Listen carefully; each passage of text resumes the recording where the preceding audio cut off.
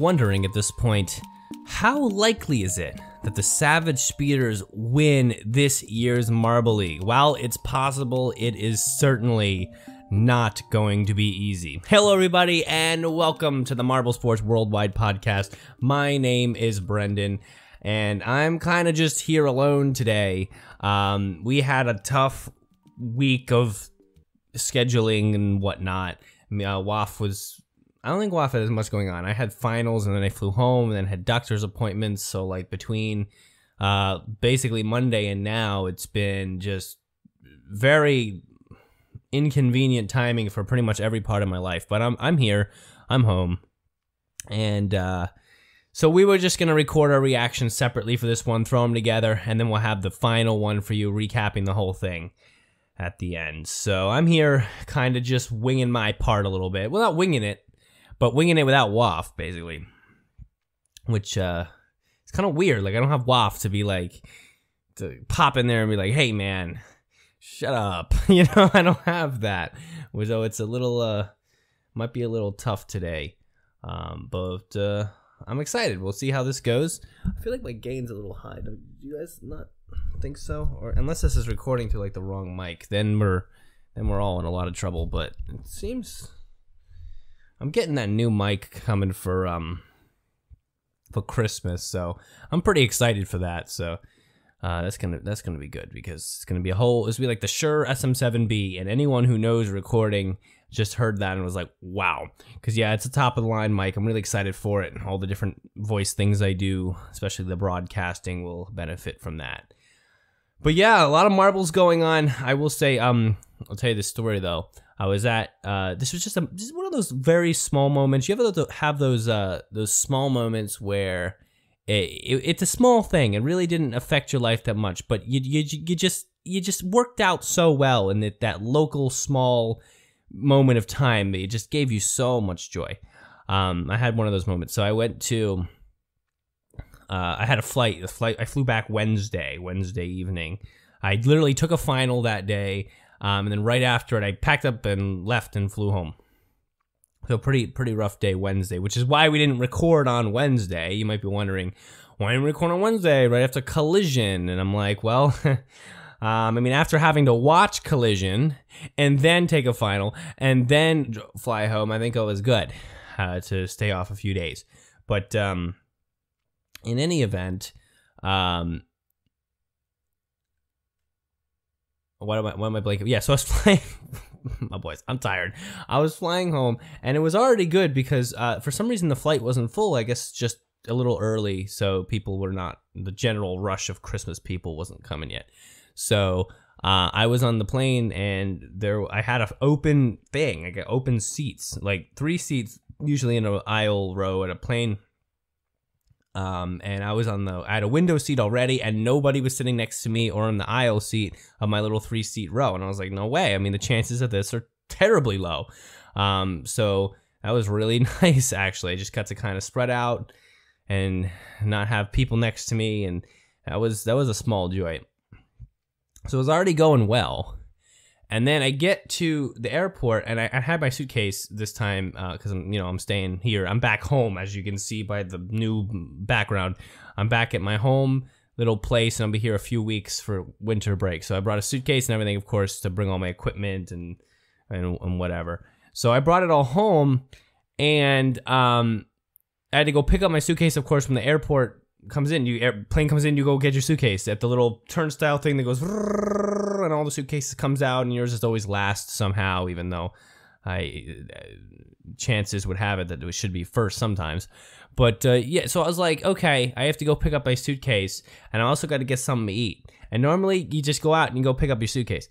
But I was like, man, what if I go get food first and then come back and grab the suitcase as it's like running around, hopefully when I get there after I pick up food? And I was like, I don't know, hopefully I don't miss out if the food takes too long, but it's worth a shot, because I hate standing there and waiting for the suitcase, because it's not really anything to do while you're standing there waiting for the suitcase. You can't, like, there's nothing really to do on your phone at that point, because you just got off a flight. You're not really in a conversation with anybody. You're just waiting to get picked up, maybe you're tired, you're no energy, you're just standing there waiting. I mean, it's not an exciting, it's one of the least exciting times of life, I'd say, to have to wait for the suitcase when you get off a plane. I think that, like, if most of life was the kind of atmosphere that was surrounds waiting to pick up your suitcase, then life would really not be worth it in the long run. So it's just not so fun. And like the suitcase take forever. What takes them so long? Just take the suitcases and put them on the thing. Like why does it take so long for them to bring them all into the thing? Sorry, my throat is not great. You might be able to hear that too. But like, just put them all in the carousel thing. I mean, it goes by itself. What's so difficult? And why is like, I wonder what the strategy is. Like should you check your bag like as one of the first check bag people or the last ones, as far as like how they're gonna then unload them into the final carousel? Like maybe if you check your bag first, like before your flight, and it's like before everybody else did, maybe it gets stuck in the back and then it takes so long to come out or something like that. I don't know. Someone should look into that. I have no idea. I don't like waiting for the suitcase. I don't. It's not a stimulating time.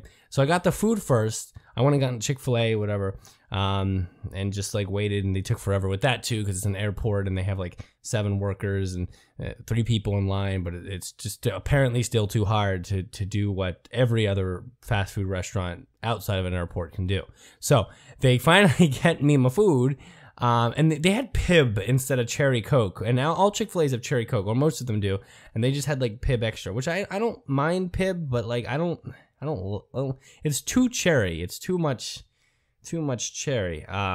They should do something about that. They should it's too on the nose, you know? Cherry Coke is like Coke and cherry. So you get the cherry taste and taste some of the Coke and you're like, oh, this is nice, like this is a nice idea. It's like a full idea of a drink. I mean Pib is just cherry. It's what it is. So I get my food and whatever, and I walk back to pick up the suitcase, and as I get there, I'm like, okay, people are still here waiting, great, because I'm seeing in the distance them walking towards the carousel of suitcase life, and I get there, and right as I get there and put down my backpack or whatever, because I'm like, I have to resituate, so because I was not going to eat while I'm waiting for the suitcase, so I was putting my food in my bag and just kind of resituating everything. And as soon as I finished kind of getting comfortable with my items, suitcase right in front of me, and I was like, come on, man. You know what I'm saying? Like, literally the timing was impeccable. As soon as I picked up all my stuff, I was like, all right, I'm ready to wait. It's right there. And I was like, man, this is the best idea I've ever had. Great joy in that small moment. I got to pick up my suitcase and be like, dude, I killed that. And I look at everybody else, I'm like, y'all waiting here with nothing to do, just kind of hanging out and bored and suitcase lifetime. And I cheated. I cheated the system. I got the food first. Y'all think, oh, you gotta do the suitcase and then you get the food. I did it backwards and I won. So I got that, and then I was like, I already got my food and my suitcase. I just gotta go. And then as soon as I got to the place where I was getting picked up with the van taking me home, they were already there. And he was like, oh, dude, I just got here. And I was like, great. So that was a great timing at an airport for once. Okay, so that killed 9 minutes, 10 minutes. Great. Let's talk about marbles. I wondered as I started this, I was like, man, I wonder if I'm going to be able to bring the same type of longevity to the discussion that I would able to do when Wof's here and everything. And clearly no difference. So let's run through the marble stuff here. And I don't think it's going to be as long, but I'm saying that now. We'll see how it goes. Okay. And I'll try to get you guys out of here in the same or less amount of time. Let's talk about a couple important things. Number 1, the Savage Speeders. Can they win Marble League? Yes. Yes, they can. Can they win Marble League easily? No. Do they have a good chance? Better than if the last event was Marble Cross. It's an elimination race. So because you're only eliminating 1 marble at a time, I mean, that's really making a difference. Because you can tangibly see what places are coming out. We'll know 2 races in if a Savage Speeders can win. Because here's the deal. Savage Speeders, let's pretend they win. 25 points plus their current 157. That's 182. If you didn't do the math, I already did it. Come on. If the Pinkies get 182 points as well, they win because they have a better medal stratification. 2, 3, 1, 2 golds, 3 silvers. It's better than the Speeders this year. Somehow, I can't even believe I'm saying that. But the Pinkies have a better medal stratification than the Speeders. Sort of the Shining Swarm and Team Galactic. So any ties go in the favor of those 3 teams. Savage Speeders would fall short because they have less medals and less impressive medals. So Pinkies would have to get last place in the elimination race or second to last, which will, again, we'll know 2 races in, of course. That's how it works. But you can tangibly see that pretty easily. But if they do, the Savage Speeders have a chance, which I think is so funny. Because if we're watching the race and the crazy situation occurs in which the Savage Speeders are still hanging in there, and the Pinkies actually get out in the first 2 races, I mean, that's gonna raise some blood pressure a little bit. Because I'm gonna be like, oh my god, what? You know what I'm saying? And even at that, even if the Savage Speeders, even if one of the other 2 teams kind of solidifies their win, the Savage Speeders could even still beat out the Pinkies points-wise, which I think would still be amazing, even if they don't end up winning the Marble League. So the elimination race is I love the ending. Me and Wof, there's a clip somewhere, like 2 episodes ago, I was like, man, wouldn't it be nice if they ended with this event, because it'd be so suspenseful and one by one, and you could see this, you could literally pause and like see how the stats change every race. Lo and behold, we were right. I didn't really predict it would happen. I more wanted it to happen, and I was really happy that I kind of called that. Savage Speeders, 182 points if they win. Pinkies, if they get 182, meaning 14th place or better, they will beat the Savage Speeders and win. Shining Swarm, if they get 10th or 9th, if they get 9th, they get 7 points. I have it here if you're wondering.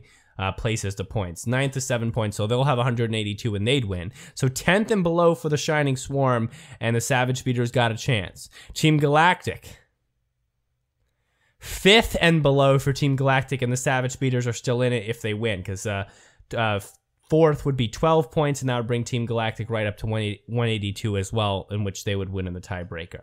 So the Savage Speeders have a chance. It's a small chance, and it's a really small chance because you have to kick the best team in Marble League this year out in the first 2 races in elimination race. Is that possible? Yeah.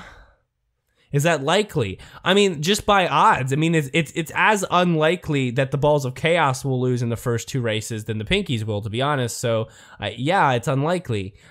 Is it likely then, like, that the other 2 things also occur? I mean, I think Team Galactic's probably going to fall out before 4th place. I don't think Team Galactic's going to top 4 in this event. So that's very likely. And the Shining Swarm, I think is medium likely that they are out before 9th.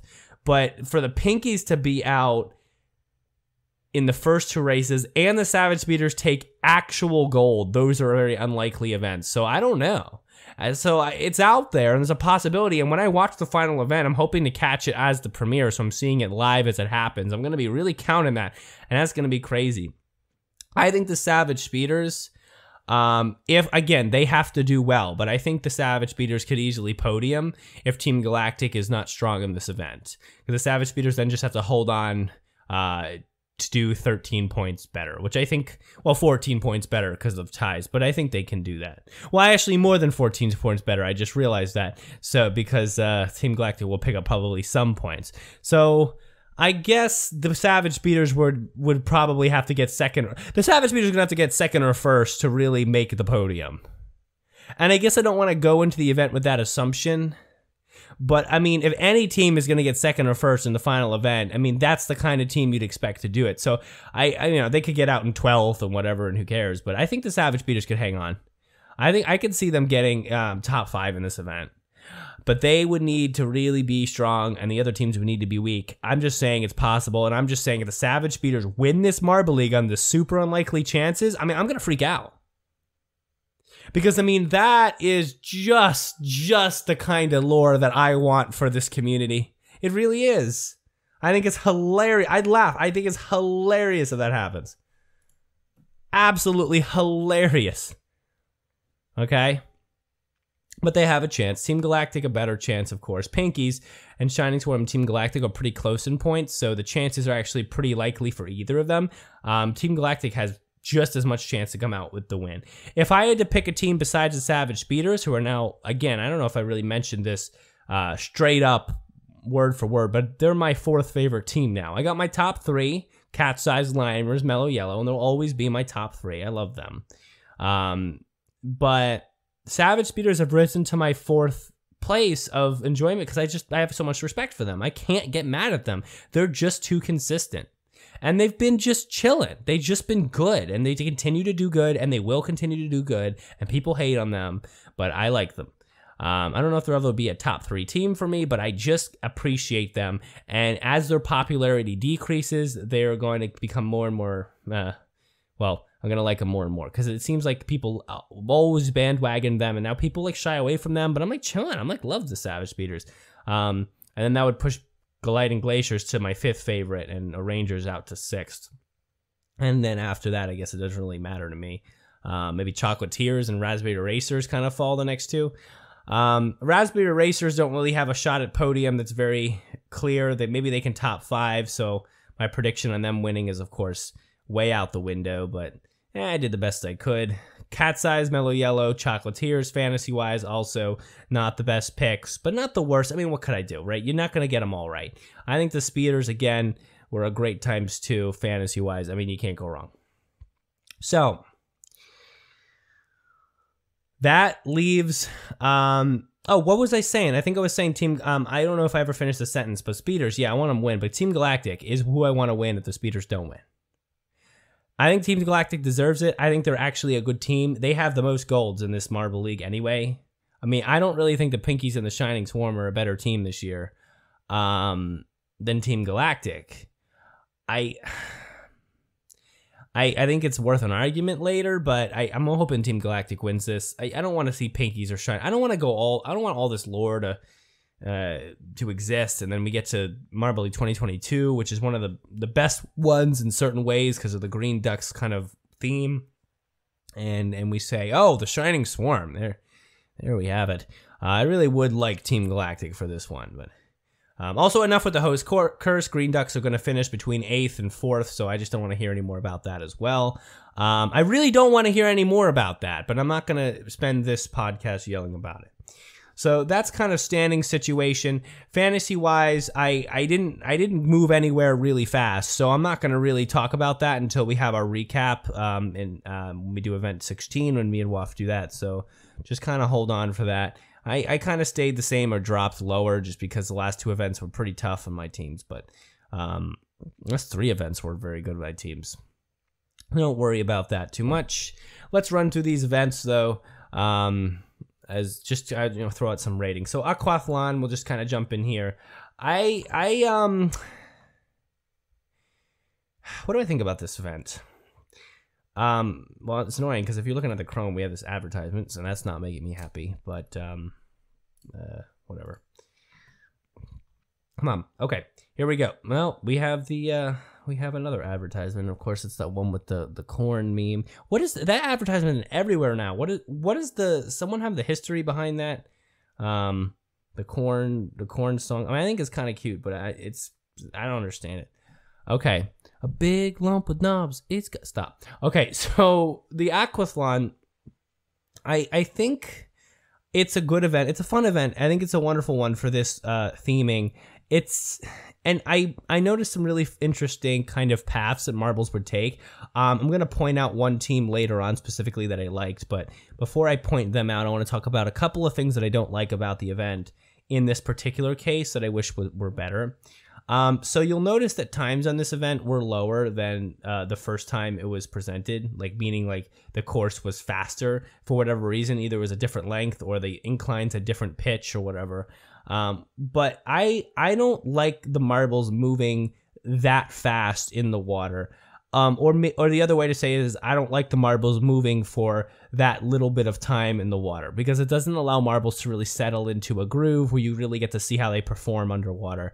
I think you need to create a situation where the pitch of the incline in the water is low enough so you're spending a good more seconds in the water, probably 3 to 5 more seconds in the water than was happening in this event this year, or you need to extend the incline if you keep the pitch the same, because you're spending about 1, 2, I'm counting right now, 4, 5, 6, 7, maybe 7 seconds in the water, 8 seconds, at most 10. I'd like to see more like 15. I think that makes for like 12 to 15 seconds in the water instead of a total time of 12, so that your total times are between like 16 and 20. I think that just makes for more interesting water action, because there's a lot of time spent having to really maneuver and make choices in the water. Marbles are going to bunch up too much. They're going to start to spread a little bit more. Also, this track at the beginning doesn't need to be this long. The track being this long does not reward marbles who get good jumps, because you're giving it too much time for the racing to really, the racing kind of settles itself on the track before it even gets to the water. And I think you kind of need to just dive in. No pun intended, chat. But, I don't like that. So I think you need to shorten the track at the start, lengthen the water section, and keep the time around 17 seconds average run. That's what I'd like to see. Are they going to do that? I don't know. They do whatever they want. So, and what is that starting lane bias, by the way, they put in the scorecard? Less than 0.1%. What? How are you calculating that? Sorry, but anyway, so the one thing I do want to point out that I thought was interesting was I think this kind of was in the final race, the Shining Swarm. I want to find them. It was the race right before the final one. Yes, against the speeders, and this was really cool because the Shining Swarm did this about 3 times. Because they beat out the speeders in this final race, and I of course was mad because I want the speeders to win.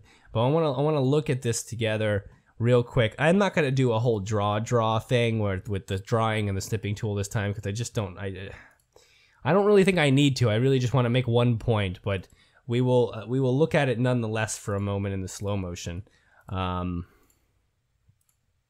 So we'll look at them from the beginning. So Shining Swarm is Savage Speeders, and they're all melded together here from the beginning. Shining Swarm got a little bit of a better jump, and then they did bunch together really well. You see the 3 marbles kind of around the 1 marble here. I mean, it's not really important that they're surrounding the Savage Speeder marble. It's just important that they've gotten a better jump. They all fall into the water, and you want to fall into the water with as much forward momentum as possible, but that can be really hard to measure. Great. Okay, so you see them all kind of spread out here, and you're trying to look at the Shining Swarm here and see what they're doing, because they started behind. You see the speeders are in front right now. If we pause, come on, let me see some marbles here. Look, who's winning right now? Savage Speeders. They actually have all 4 marbles in front of even the second Shining Swarm marble, which is good. And Savage Speeders. I thought the Savage Speeders had it for sure, because this 3rd marble is lagging so far behind. But watch what happens here. Sorry. So watch what happens here. I want you to look here at this top. I'm not going to draw. Just try to follow my mouse. I mean, I'll just point it out. There's 3 Savage Speeder marbles here at the top, and there's 3 Shining Swarm marbles here at the top. And they're all kind of coming into different triangular formations, 2 at the bottom, whatever. So I want you to look at right here. And this is where the race changes. This is very important. Man, I think we're gonna draw. We're gonna draw. If you're not looking at the Chrome start, I have to draw, because this is really important as far as draft lanes. I'm just gonna do a couple pictures tops. I know I said I wasn't gonna draw, but I can't not, because it's so good. Okay, we'll use black. So I want you to see this. So look at this formation here. This triangle formation with the point marble. That's really important. But look at the Savage Speeders. They're spread out on a line. That's not good. What you're going to see here is you're going to see speeding, like a speed up here by this group of 3 Shining Swarm marbles. And that's because they've created 2 draft lanes. See these 2 lines here? And this marble not as good, but still good enough, because he's kind of already picked up some speed, is they create draft lanes in the water. So this marble's pushing water out of the way, moving at a fast pace, and these two marbles are taking advantage of that and running quick. Does it make a big difference? No, but it only needs to make a tiny difference because the Savage Speeder marbles are like half a centimeter in front, whatever. But they're spread out, so the Savage Speeder marbles have no capacity for drafting because they're all right next to each other. They're side to side. So let's now see what happens here. And you see the Savage Speeder marbles lose some speed here. And you see, look at this. I mean, like, we have the same formation building here. And you see these two marbles are kind of non-issues now because they're by themselves. So they have to deal with a lot more water. They don't have any drafting. They don't have any even help from side marbles to push any current, no currents. So they're going to slow down. But look at this drafting right here, straight back. This marble's already picked up speed. It's almost now curled around together with the Shining Swarm triangle is shifted. And so they're still drafting all together while the Savage Speeders are all spread out here. And so there's no way to build speed off of each other with the Savage Speeder marbles. Now, if you come forward again a little bit more, you see that the Shining Swarm marbles benefit. Because look what happened. I mean, this is where the win happens. I mean, literally, the Shining Swarm is a millimeter from taking the lead here because you have this marble with speed. You have this marble right behind him drafting. You have this marble right to the right, who's not even using this point marble anymore, but was to pick up speed, is now using the Savage Speeder marble in front of him to draft. And the Savage Speeders didn't stay together, so they've split out wide. So the Savage Speeder marble on the right and the left have split out wide. They have no one to draft behind. They're left all alone. They have no acceleration or speed built up from marbles in front of them, and so the Shining Swarm move forward as this triangular unit, and the Savage Speeders are left all alone. And what happens here then, the Shining Swarm unit pushes through here and grabs this, and barely grabs this, but remember, they were behind like a centimeter or so, and quite a bit, just a little bit ago, but they got it. They got this triangular formation and kept it. And I want you to see this one more thing. This is very cool. So you see, as we're crossing the finish line, the Shining Swarm still keep a triangular formation. They're always gathering behind this point marble, which is whatever marble's in first. And the Savage Speeders on the near side and the far side here, they start to bunch towards the end, which is okay. But they leave marbles too far away from each other. So this marble on the far side, it loses speed. And this is the third marble that crosses after this triangle that ends up losing for the Savage Speeder because he's left alone. He can't draft and speed off anyone. He can't draft and accelerate, off anyone. So, I mean, it's a loss. And so the Shining Swarm just kept adjusting their triangle to keep drafting using the speeders in themselves to pick up speed basically over on top of themselves. And they gained just the tiny amount of distance they needed to cross right, look at this, right before the Savage Speeders, about half a marble length. Very important. I'll turn off the capture there. Hopefully you guys caught that. But yeah, so I think that was important. The Shining Swarm, as much as I don't really acknowledge them too much usually, even though they've had a great year and they've kind of come out of nowhere, I will say that was very impressive, and I definitely I definitely noticed that, and I definitely think it's worthy calling out. Man, look at this, we're already at 30 minutes. Man, I can talk when I can talk. So congrats to them. They deserve the win on that. Oh, they didn't win, sorry. They got second, but they deserved podium on that. And they did very well. Okay. This event in general, I think that last time I probably gave it an 8 or a 9. So this time I think was set up a little worse, so I'd give it a 7. Not a bad event, though. Gonna cover Sand Rally real quick because the video is real quick. I think Sand Rally is annoying. I really get tired of this event. I think it's a wonderful end event when it happens, but I really think you need to have a longer race. How long was this race, though? This race was about 2 minutes. I don't know, man. Like, Sand Rally just happens to, there's too many teams and it happens too quick. You really need to push that race to about 4 or 5 minutes so that, like, you can't really argue that marbles didn't have enough time to do the thing, you know? If you give 4 or 5 minutes of length to the race, then you're really gonna validate the fact that you're only doing one race. Normally, you do heats, and you do by 4s or 8s, so that you're like, okay, marbles have to be consistent. Marbles have to prove they're good at this event in order to grab a gold at this event. That's how the Olympics work, too. You don't just do your thing one time. Well, I guess in certain things, some races do kind of work like that, actually. But and a lot of things you gotta kind of work your way there. You gotta be good a bunch, you know. Which I think, especially in marbles, you want to look for that consistency. So I tend to be a little annoyed at that, because then marbles get bad jumps. Like Raspberry Racers got a terrible jump off the start, and they never recovered, and you just can't. Obviously, Shining Swarm, great. They won. Chocolatiers actually did well, which I was happy about. But I mean, some of the marbles sucked. Blue Eye, Raspberry Racers, Savage Speeders, or Rangers, it's all terrible. I don't know what's going on with them, but they did bad. But again, I don't think there was a lot of time for them to even recover, because they got bad jumps and only had 2 minutes. I'd like to see 4-minute races if you're going to do just one. Or do 8-8-8. Right? Do 8-8-8. So that you're decreasing the amount of, like, why do that for the triathlon and not for the I mean, dude, it takes forever to build these courses. Your course, you're only making 2 minutes long. Why not do 8-8-8? Why? Because you didn't do it like that before? I mean that's stupid. 8-8-8 would work. I don't understand. That being said, though, it was a fine event. I think the Sand Rally's a staple, so it's always a 9 out of 10 because I think it's cool. But I wish they would do. I wish they would do 8-8-8, or if they would make the course like 2 times as long. I don't know. I think it's not fair in this current state. All right, we'll cover the last thing. We already have a long talk for me. Collision. I'm not gonna throw myself too deep into this one either. I already did some picture drawing today, which is great. I also have this I hate when you get the advertisements mid-episode. See, usually while this advertisement playing on the Chrome when I'm pulling up an event, Wof just talks, and it's great. Collision was annoying too, because like all the teams that usually do well didn't do well. And man, somehow all the teams that are in the top all accidentally did well. Shining Swarm, Pinkies, blah, blah, blah. I think Collision as a whole, I don't think there's any standout things that I was like, oh, wow, that team really did something new. They have formations. You know, you have like the 2-1-3 or the 2-2-1 or the diagonal line.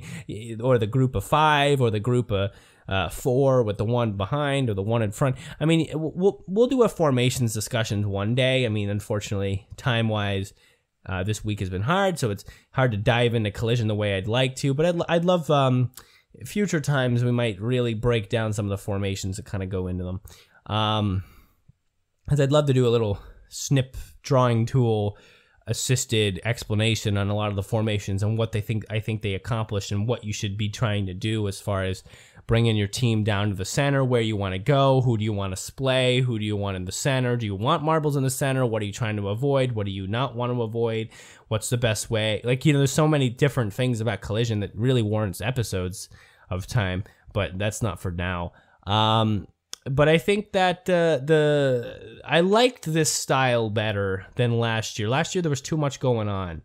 There was too many electrons. I'm really warming up to the term electrons. I think it's cool. Little tiny marbles that shoot everywhere.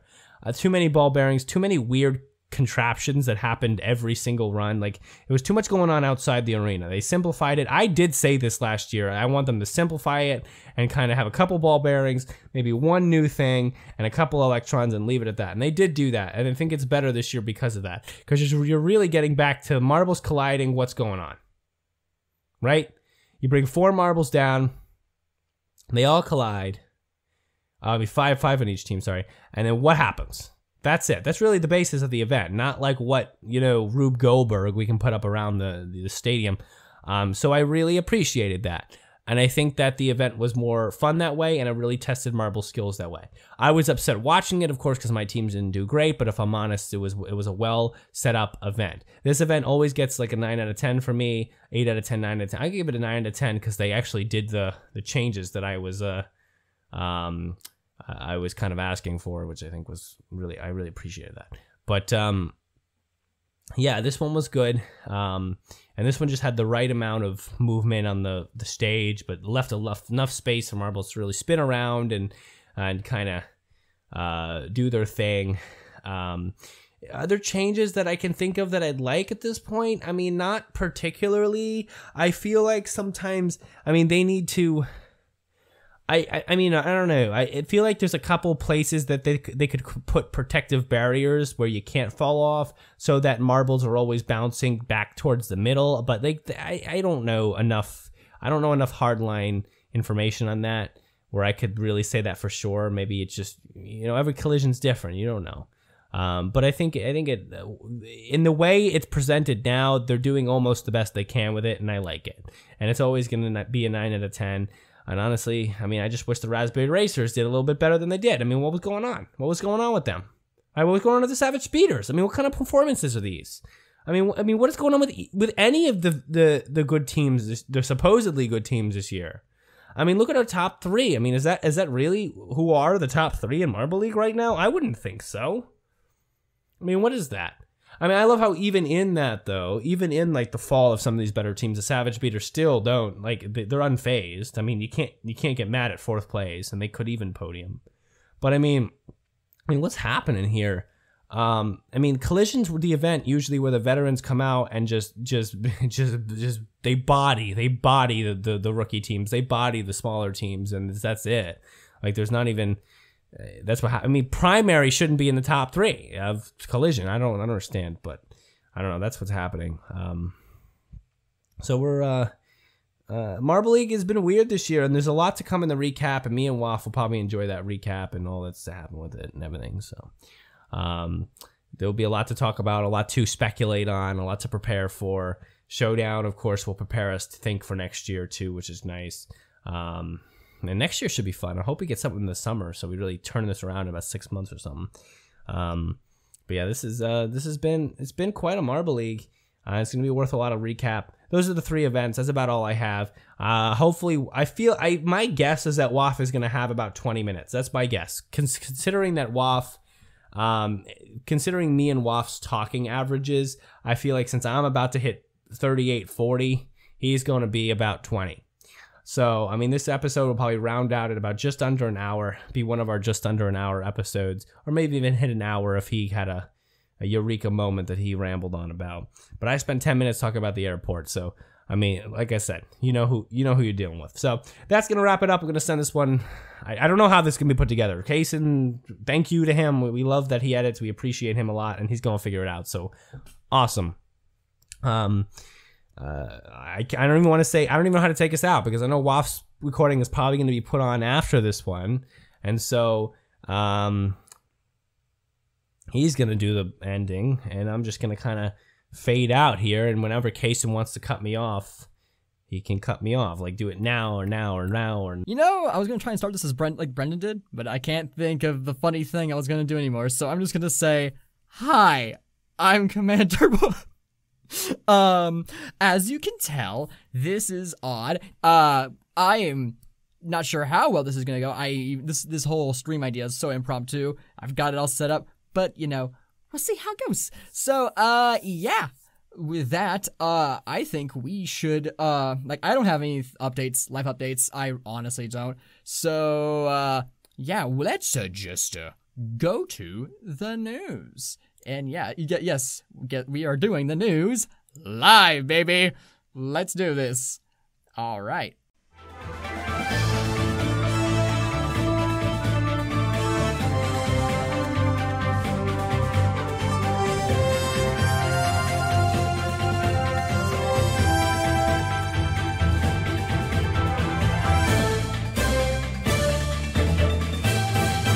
Hello, Marble Sports fans! I'm Commander Wof, here with the Marble Sports Worldwide News. We have quite a bit to cover, so let's jump right into it. First up, we have Event 13 of Marble League 2022, Team Aquathlon. This underwater race was quite interesting, as our usual dominant teams, the Hazers and Momo, weren't in it this year, so a lot of teams got a chance to shine this time.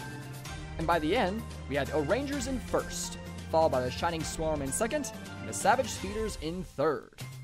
Moving on to Event 14, we have Sand Rally. Another fun and classic event, but one we're used to seeing as the finale. After a lot of intense races and a DNF by Kinowin, we had the Shining Swarms, the Shimmer, in first, followed by Air from Team Primary in a very tough battle at the end in second, and Bon Bon from the Chocolatiers in third. And for our final JMR event, we have Event 15, Collision, a true classic. This event pitted a lot of these teams together as they collided with each other, and it wasn't quite as cluttered with different mechanics as in previous years. By the end, we had Team Primary in first, followed by Team Galactic in second, and the Green Ducks in third. Moving on over to some non-JMR news, we have the qualifiers for the Adventure Marble League Fall Series and the Mid-Asian Marble Game Season 3. Go check them out if you want to see who has made it on to the main competition. Next up, we have Event 4 of the Marble Sports Game Season 5, Speed Skating. After some intense competition, Eclipse came in first, followed by Spearmint in second, and Heat in third. And finally, we have JBL Cup Season 2, Event 13, Carriage Chase. A very unique event that ended with Sky and Cloud from the Highballers in first, Autumn and Leaf from the Maple Leafs in second, and Trigger and Bullet from the Silver Bullets in third. Well, that's all for the news. Thank you for listening. I'm Commander Wof. You are the best fans in the world. Let's kick it on back with the podcast.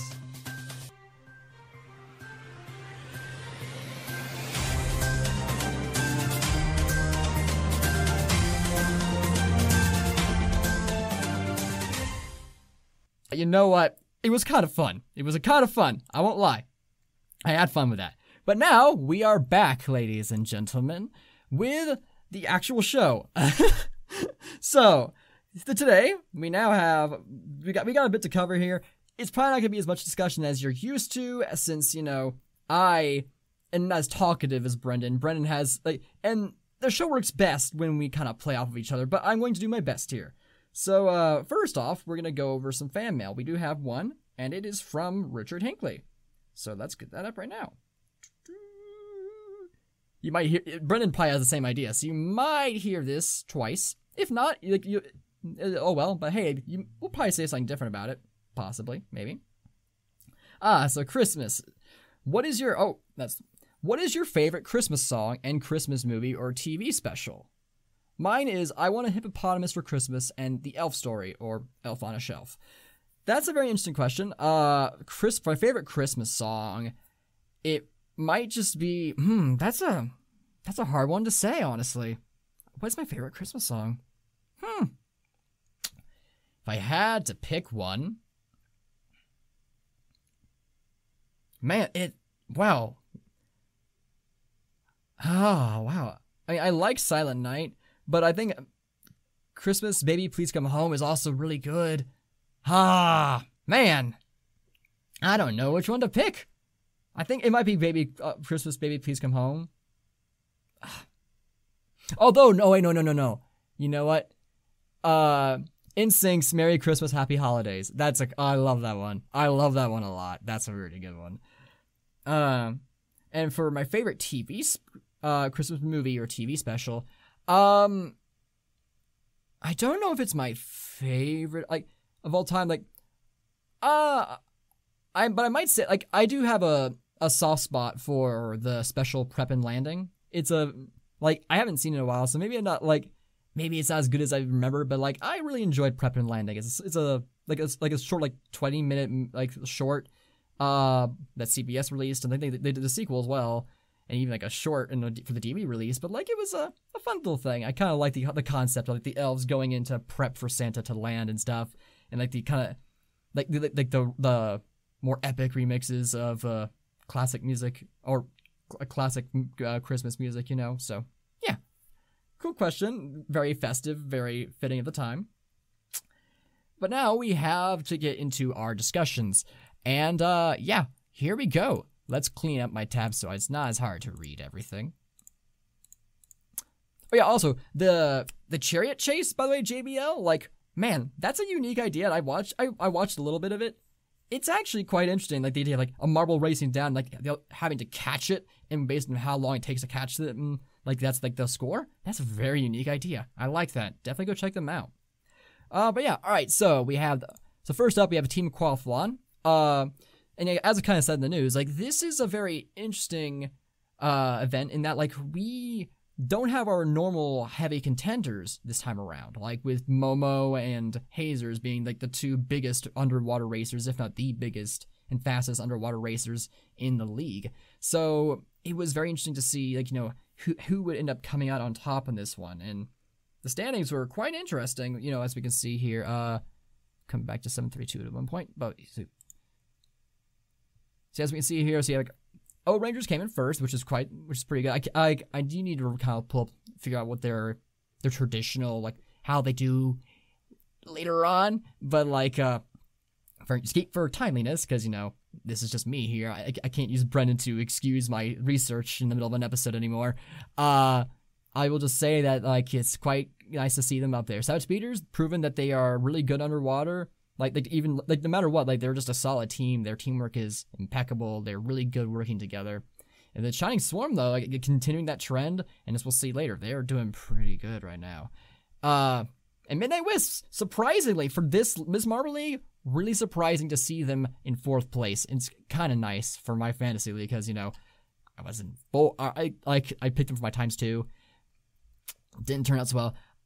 One of my I think the highlight moment for me that always stuck in my mind was actually the race between Midnight Wisps and the Bumblebees. As we'll see here, like, as I come down here, the Midnight Wisps are, for the most part, like, all ahead of them. But when they get down here, like, they kind of split apart, and they're, like, on the 2 farthest edges of the track. And this does leave, like, the middle section open for, like, the Bumblebees, and that's where they all kind of congregated.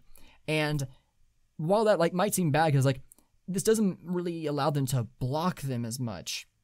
What this does lead to them doing is, one, keeping themselves away from each other, so they're not bumping into each other and losing momentum. But also, it makes it to where they can't be used as, like, a slipstream by the other team behind them. It's like the only way that they can, like, try and use, like, a slipstream to try and zip ahead is by using their own teammates, which kind of defeats the purpose, because, like, then it's like, well, because 3 of them have to cross in order for them to actually get the time. So, like, it's a risky strategy, but one that I think worked out really well. It's a very interesting one, very unique. I like this one. It's so cool. Like you see, like, they're all on the sides, like, just keeping them, and because the Bumblebees are all jumbled up too, like, they would end up probably hitting each other and slowing each other down as well. And you can see that, yeah, like, just, I think, like, 3 of them crossed before, yeah, like, only, like, 1 of the Bumblebees crossed before. Yeah, that's amazing. Midnight Wisps, like, had 3 cross, but when only 1 of theirs, when all the Bumblebees crossed. That was just phenomenal job by them. Admittedly, I can't think of too much else to say. I'm sure if Brendan was here, like again, to try and keep this flowing nice, we're going to kind of just keep going and see how it turns out. Just talking about what I was personally interested in, rather than trying to dwell on every little detail. So now we're going to move on to Sand Rally. As mentioned, Kinnuin got stuck in this race, which is sad to see. But, like, as we can kind of watch that, like, there was no one really at fault there. Like, it was aside from Kinnuin. Kinnuin just ran way too fast. They lost control, right? Yep. I'll try and slow it down for us here, for anyone watching on the stream. So yeah, we could bring it back right here. So as we can see, Kinnuin just kind of, yeah, Kinnuin just bounced. Like, Kinnuin didn't hit anybody. There was no one hit Kinnuin, I should say. Like, Kinnuin was just going in way too fast. Yeah, they just had too much speed going into it. They lost control. It's a shame. But, like, on one thing, like, Brendan probably would do the whole picture, like, the whole, like, just sketch it out thing, and, like, that's fun and all, but, like, I'm not doing that. But, like, here at the ending, Arab versus, I believe it was Shimmer. Actually, let me pull up the game. I was right, yeah, Arab versus Shimmer. Arab and the Shimmer in that home stretch, quite the battle. I'll speed it up a little bit. Let's go 0.75. Is up here, the front here, like it's just yet another instance of Team Primary, like, being really good at fighting for that top spot. Arab, like, but try to go around, but then this didn't have enough momentum to get around. They getting blocked. Like, it's a fun little finale. I love it. It's great. It's great. Oh man. Just such a good job. Appreciate it. Yeah. I think this is weird. Like, I don't I'd have to go back and check, but like I don't remember Sand Rally when it was a finale or like ever doing like everyone all. Actually, even when it was not a finale, I don't know if we've ever raced them all at once like that for Sand Rally. I'm mainly remembering like the heat style from the indoor Sand Rallies, so I'm not familiar with every time they've done it outside.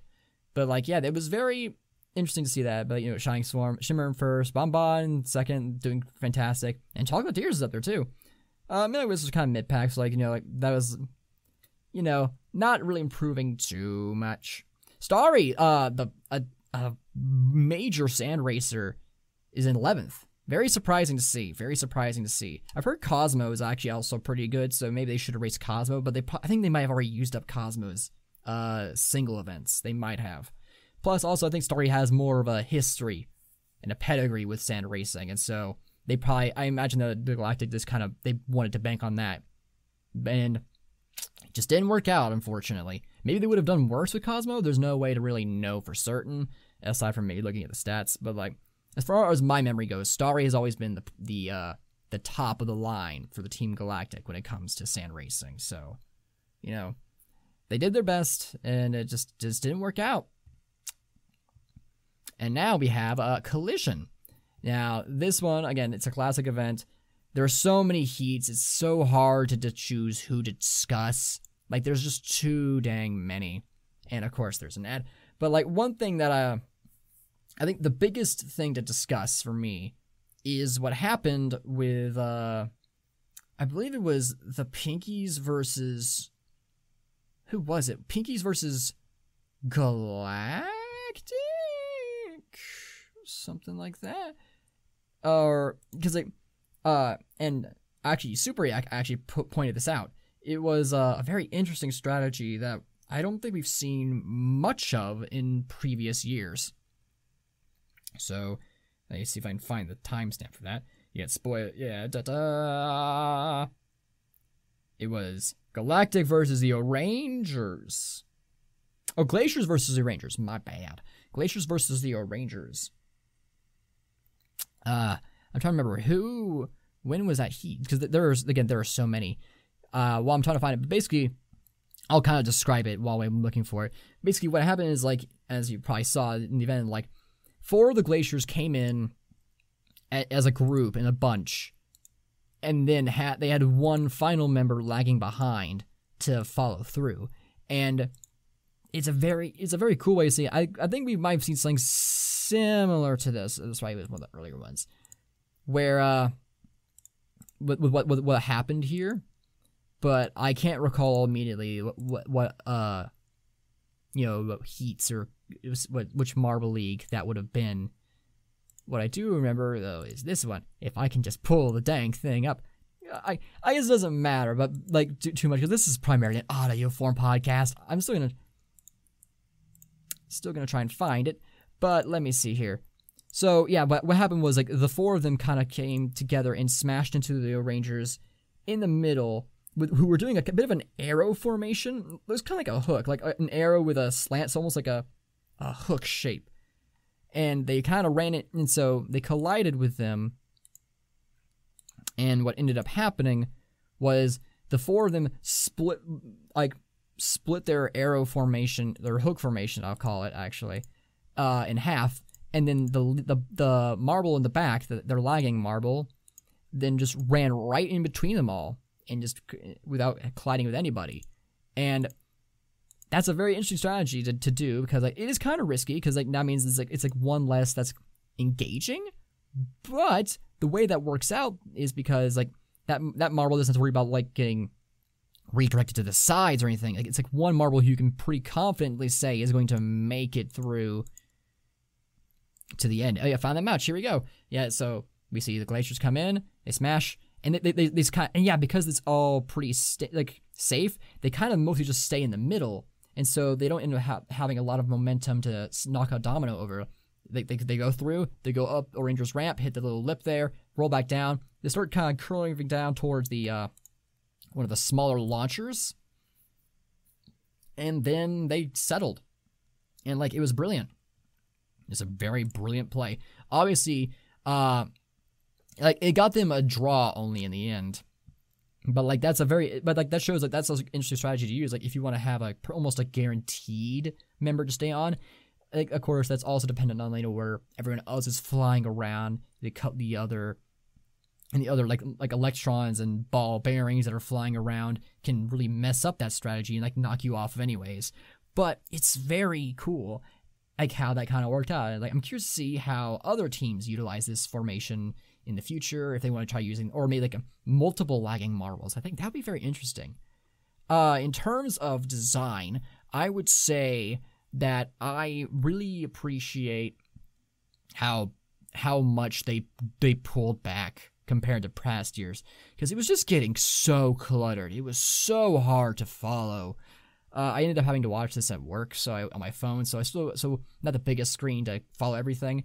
But it was definitely way easier than when they had all these like flashing lights and like these multiple giant marbles and launchers and catapults. This is more my speed for Collision. I like this the most.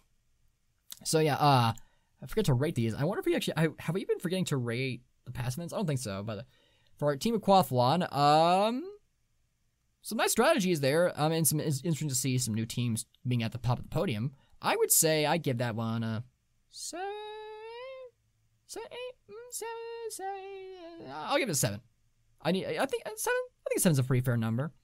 Sand Rally. It was fun seeing them race on the Sand Rally track. Nice long race too, like almost 3 minutes of racing. Very fun, long lasting.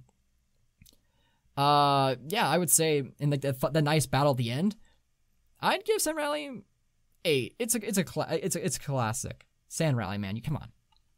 It's hard to go wrong unless you like really mess up. And then Collision, they pulled it back. It's wonderful. Again, I think I'll give it a 9. My experience, I think, was more of an 8. But again, because I watched it on a much smaller screen than I normally did, it was harder to follow. So I would give it the benefit of the doubt and say that it probably was more of a 9. I guess for the last thing that we could do is I could look up at my fantasy. There's more than just that. I could also look at how we're doing, or my predictions for who's going to win it. But, let's look at my fantasy first. Just to make sure I don't mess up the stream, I'm going to do it here. Because this whole situation is not working out the best. Had to do some janky decisions in order to make this actually work. Camera was being identified on OBS, so it's kind of had to, record my face cam from Discord. It is what it is, so I'll try pulling it up my phone instead. Okay. So, looking at Marble League teams, I'll pull up Brennan's too just in case he forgets to say where his are at. So, Marble Guy. So, just looking at his primary pick only, he's in 126th place.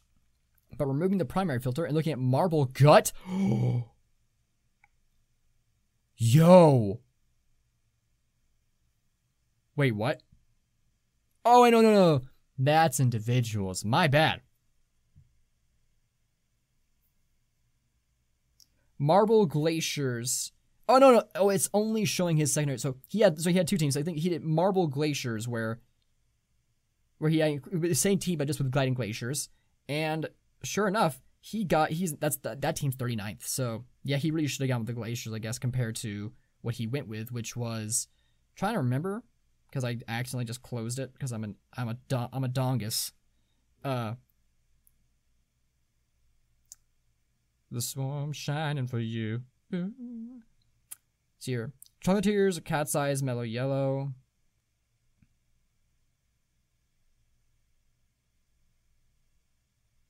Can it close?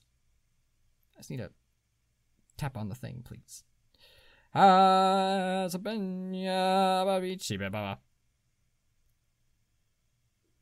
we go. But then, like, his non-primary picks. So yeah, Glaciers, he replaced Cat's Eyes with Glaciers, and somehow that actually did better. 'Cause, yeah, that's the only change. Because other than that, it's Raspberry Racers with his times. Oh, I can show all of them. Okay, that's so much easier. I'm a dongus. But yeah, so I guess Cat's Eyes are not doing as good as Glaciers? Really? My memory must be very bad then, because I don't... Oh, well, it's right here, so let's pull it up, shall we? You got Gliding Glaciers right above Crazy Cat's Eyes, but only by 2 points. Still, oh yeah, it's only a difference of 165 to 164, so yeah, it's not that much of a difference. But for... Oh, I'm sorry. Yeah, okay, I see now. I think I was looking up the wrong thing. I think when the filter's on, it's like, oh, showing only secondary teams and ranking them. My bad. All right, so instead, let's look at his... So it's 165th, 164 for Glaciers, just only like a minor improvement. But Marble Gut, 23rd. 23rd. That's pretty good. That's really good, Brendan. Really should have gone with his gut picks there, it seems. Now looking at me, I only did one team, so just pulling up Wof. 222nd place. Yeah, and collisions included, so I really didn't do... Man, the Midnight Wisps really screwed me over. I really should have gone with our old strategy last year of always put Savage Speeder second. I was convinced... even though as much as I said, oh, don't use Marble Rally or Marble 1 to judge their ability in Marble League, I think my feelings on them were definitely affected by that, I would say. I let that change how I viewed them, and I'm paying the consequences for it. I just straight up, that's all on me. But yeah, so if I put Savage Speeders in second place more times too, I probably would be doing a lot better. No, definitely, because Midnight Wisps is taking it, and Midnight Wisps, as you can see, are second to last. Oops. It is what it is. There's nothing you can do about it. But now let's look at individuals, shall we? So we're going to bring up Marble Guy first. I believe, did he do multiple? He only did one. He's in 32nd place right now. That's pretty good, Brendan. Pretty good, my guy. And now looking at... but just primary picks, 24th. So really even better. And now for me, I am in 41st place. Not too bad. Not too bad. Yeah, I definitely dropped the ball in fantasy this year, but oh well. So now let's move on to predictions for who's going to win Marble League. So you have Pinkies in first with 180 points, Shining Swarm with 175, Team Galactic with 170, and then Savage Speeders way at the bottom with 157. So now looking at the odds here, looking just basic math. So Savage Speeders, if they get first place, that's 25 points, they can get a maximum of 184. 181. Yes. No, I'm basic math, he says. Oh my gosh, I'm an idiot. It's 182. So the only way for Team Savage Speeders to win Marble League 2022 is if they get first in this elimination race, and Pinkies get no higher than 15th place. Under normal circumstances, that would seem like a surefire thing, but because this is the Pinkies of this year, oh, I don't know. I don't think that's gonna be very sure at all. Man, honestly, Pinkies have 6 medals. They are so it's not possible now, but if they win the next event, or just podium next event, they will have podiumed in almost half of the events, which I believe would be, I think the maximum number of medals is 6. So that the Pinkies could set a record. Well, that's pretty what is up with the Pinkies this year? The Pinkies are nuts. Oh man. So the odds of the Savage Speeders winning this is so also that's only including the Pinkies in this scenario. So let's say the Savage Speeders get first. If Shining Swarm got second, so 20 more points, that's 195. They lose there too. So Shining Swarm would have to do bad. If Team Galactic got second, they would get 190. They also win. So Savage Speeders, they need a statistical miracle to win this. It's going to be tough. It's going to be so hard. If anyone could do it, the Savage Speeders probably could. This is the speeders we're talking about. But like that's also depending on... It's not just about the speeder's skill. Pinkies did train hard. That's right, Apple. That's true. They clearly did. They brought their A game this year. You got to give it to them for that. If they win this, they have earned it. I don't want anyone complaining about the Pinkies winning because they have been dominating this year, and they've earned it. Man. Yeah, so like the problem is like speeder. It doesn't matter how skillful the speeders are because like it's also about how skillful their opponents are. So it's like they have to hope that Galactic and the Swarm and Pinkies all do terrible next event and get eliminated early. The Pinkies especially because again they have to lose in the first 2 runs. They can't make it past the second run. That's such a big if. So I would say the Savage Speeders are not winning it this year. I feel like they can probably they might podium. They just might. But I don't think they can win it. Pinkies is only 5 points ahead of the Swarm, and Team Galactic is only 10 points behind. That's a very small, like, that sounds big, and it kind of is. But like with the differences in podium positions in the next event, that's a gap that can get closed very fast. This is a close battle. It's not as wild as last year where things like what 12 different teams could win, but this is still gonna be a very intense fight to see because like we just don't know. Man, if I had to pick, Pinkies did, but my boys the Cobalts couldn't. Poor Cobalts. They still have half a showdown left. We'll see if they fix themselves. I don't know if that's gonna work out. Could Pinkies win this? I really want Galactic to win. I really do. Like, I mean, they've already gone past the Galact 5th thing, although they need to win one more medal, just so they don't have 5 medals, because people are going to say something about that. You know they are. Seeing the Marbeats up there, Shining Swarm. Oh, man, that's so cool. Who's going to win? I have to pick one?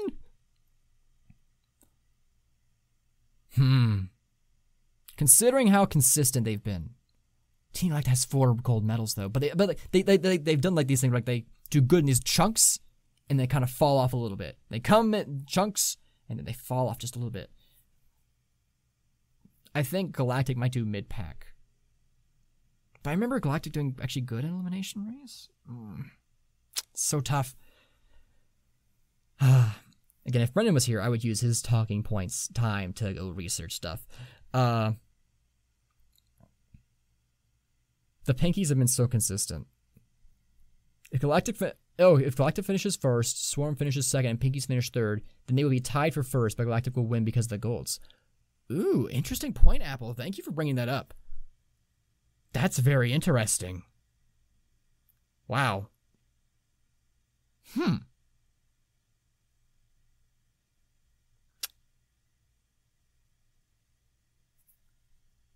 You know what? You convinced me. I think. Yeah. Well, no, okay. No, I gotta stop myself. I gotta hold myself back here.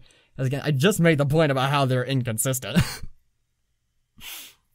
Oh boy. Oh, but it would be such a great moment to see. But Pinky's been really working for it. But Galactic coming through, oh man. Oh man. Looking at this event in isolation, the next event in isolation, that point you made, Apple, is very good. Very, very good. And it would make Galactic the safe pick.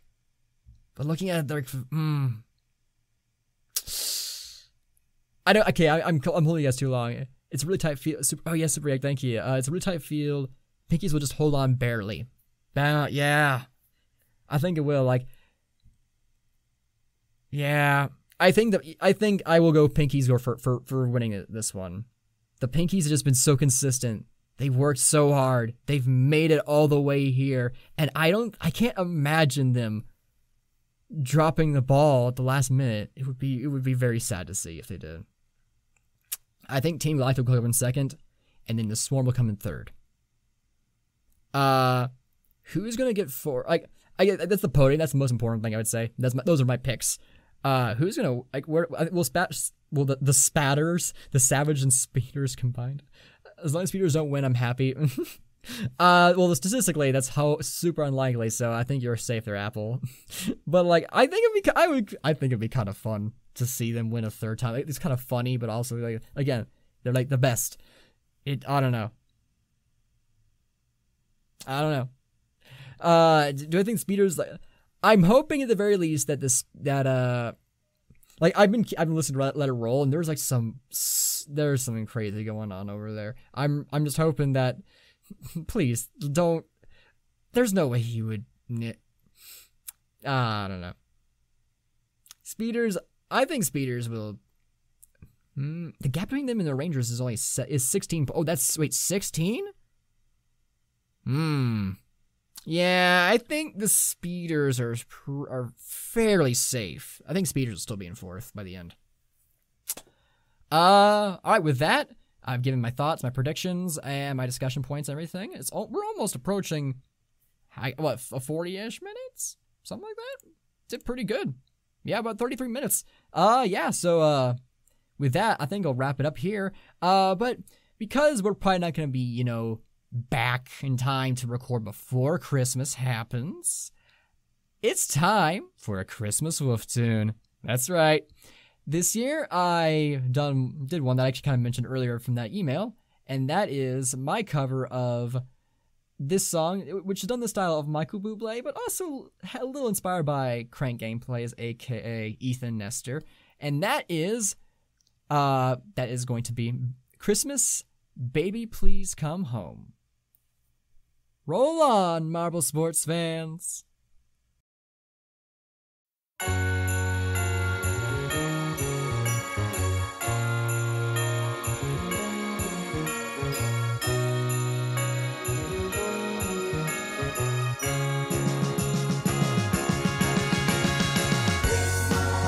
The snow's coming down, I'm watching it fall, lots of people around, baby please come home, the church bells in town, all ringing in song, full of happy sounds, baby please come home.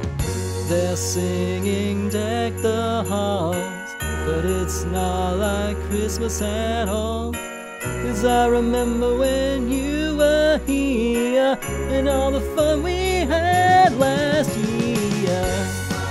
Pretty lights on the tree, I'm watching them shine.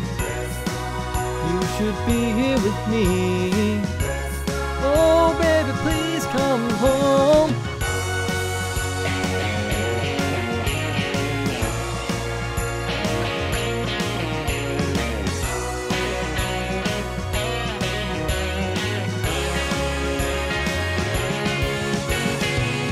They're singing Deck the Halls, but it's not like Christmas at all. 'Cause I remember when you were here, and all the fun we had last year. Oh, if there was a way, I'd hold back these tears. Oh, but it's a Christmas day. Please, please, please, please, please. Oh, coming home. Oh, baby. You know I need you. Oh, coming home.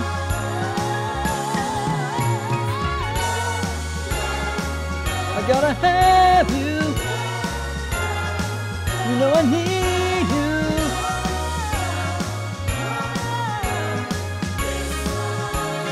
Woo!